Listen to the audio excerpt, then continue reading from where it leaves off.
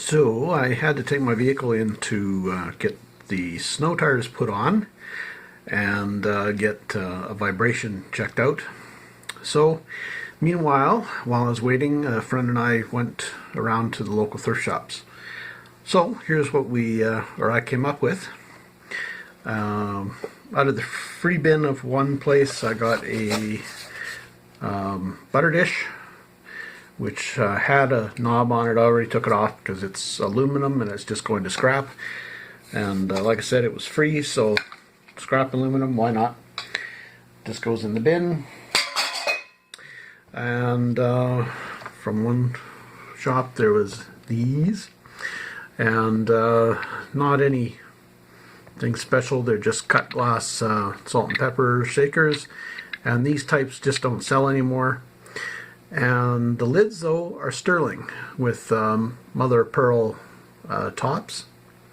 So basically I'll take the tops off, strip them, strip the mother of pearl piece out of it, and scrap the sterling. So got those at the one. Another one, I got a little souvenir picture from Oak River, Manitoba. And I tend to buy my supplies when I see them. I got a whole box of tags for jewelry tags. So save myself a little bit of money. Cost me a whole $1 for the box full. Oh, I'm being trolled by my phone. Anyway, and another one, I got a set of 6 spoons. Now the package says they're sterling, but they don't match the spoon brand that is on the spoons. The spoons are international. The package says they're by Rodin, whatever. But it turns out the spoons are sterling. So that was a good find. And the pattern is called Pine Tree by International. And each spoon is worth about $20 or so, or $25, as it turns out. So there's $150 worth of spoons there. So that was a good buy. I was happy with that. And I got a Danish silver spoon, 830 silver. Right there, made by a silversmith out of Denmark. And let's see, what else have we got? And oh yeah, and a couple manuals for industrial engines like Chrysler, and a Wisconsin one. I think I already have.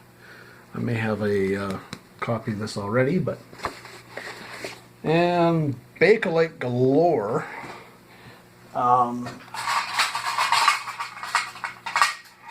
Got a bunch of knives with Bakelite handles. So as you know, if you watched the video that I did, you'll know the reason I'm buying these.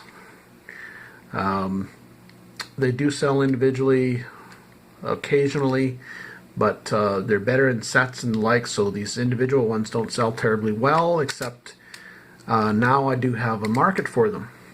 And if any of you know how to get the handles out of or off of the blades, or off of the flatware portion, the steel portion, let me know.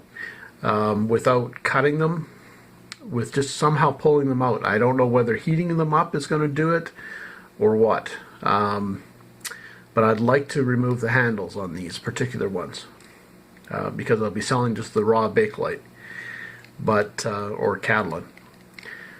So if you know how to remove the blades out of there, let me know. I haven't figured it out yet. I haven't done a lot of online research. Hopefully I'll end up doing that though, and figure out how to do it if nobody tells me. And we I also picked up a GM advertising piece, a little paperweight for GM cars. I assume it's for their financing program or something. Dates from 1972, kind of encased in lucite, which is kind of cool. So there's that. And this stuff made by Glow Hill, called Gourmets, called Gourmets. Comes in with a red Bakelite handles and feet. And again, you'll know why I'm buying this stuff. This stuff particularly doesn't sell terribly well, but like I said, I've found a market for the red Bakelite. And same goes for these pieces. There's actually quite a bit of Bakelite on these. The full handles are Bakelite, handle there, and the knob there. So it was reasonably priced, so I picked it up. Anyway, that's it. So that's what I picked up. Not bad for an afternoon. I was quite happy.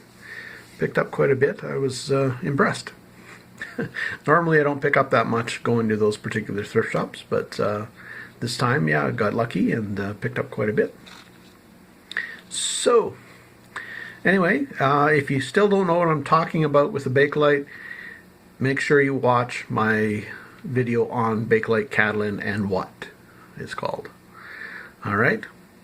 So, yeah, if you want to figure that out, watch that video. So, stay tuned. I'll still have more of an update as we progress through the week.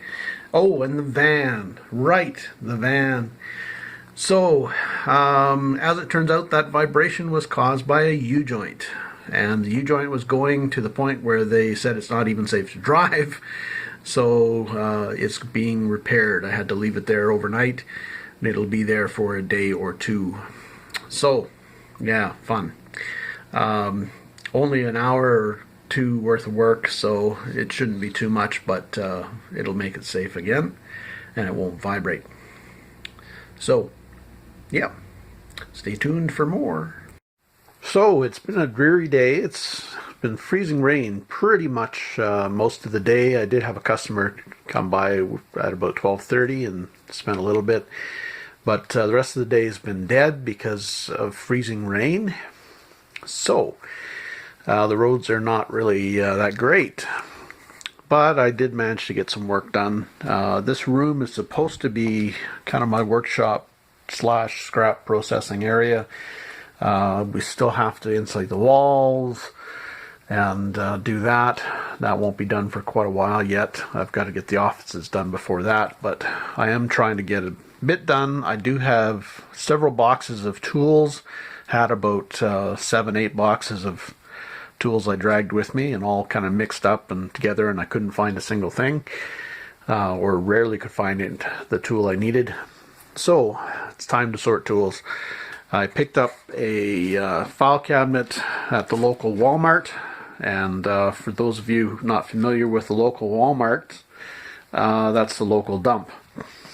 So kind of a nice file cabinet. Probably could have sold it, but I needed it, so picked it up. Had failed to pick one other one up. I wish I had now, but it already went to scrap. And picked up a shelf as well. Pulled it out of a dumpster at a nearby town. So it was handy, already built and everything, so I didn't have to deal with building a shelf. But I do plan to get some more file cabinets down the road as they appear, basically, or as I pick them up at auction or at the local Walmart. So, sorted several boxes of tools, kind of piling everything in, screwdrivers, wrenches, pliers, and snips in there. Just sorting right now. It's not really... I'm going to be going through them and filtering out the junk and such, but can't have too many wrenches, too many screwdrivers, etc. So, but I'm still sorting, and saws and pipe wrenches in there. So anyway, kind of get the basics sorted out, so I sort of know where everything is. There's a mini vise, which I know one viewer would be interested in that, but unfortunately I'm using that one. I use it for some fine work. I do have another cool vise which will be going into inventory, this Stanley. Stanley number, kind of an oddball vise, Stanley number 700. Kind of a neat vise, but the thing is heavy as heck. I don't know how shipping would be on that sucker, but anyway, yeah, so getting some stuff sorted out. I want to get a bench set up in the corner once everything's torn out and re-insulated. There was an old door here, so we've got to fix that, and it's kind of, this room is kind of last on the list, but I'll be setting it up to kind of make do so I can process some scrap and this and that. Meanwhile, stuff's just kind of stacked here, there, and everywhere. But yeah, it's in better order than it was at the start of the day. Anyway, not a lot of room. Got to get the drywall out of here. Once the offices get started, it'll be gone.